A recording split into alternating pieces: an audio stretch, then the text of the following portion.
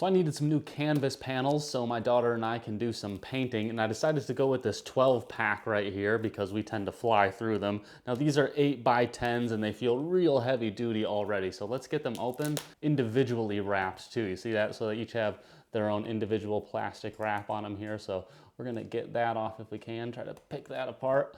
There we go, okay. There we go, and that's a nice little canvas. Nice, clean and white, it's got a nice texture to it. You know, it doesn't seem like it has any aberrations or anything that would impact picture quality once we finally get the paint down on it. So let's use some brushes and some acrylic paint to see how this canvas actually holds up. So I'm gonna use this red paint here, so let's see how it goes on here. Oh yeah. Okay, so here's the canvas. I'm gonna paint on a red nose here. Oh yeah, it really goes on nicely. My daughter painted that brown circle there. I think it's gonna be the outline to his head basically. And I can barely paint a circle, but there you go, you can call that a nose, right?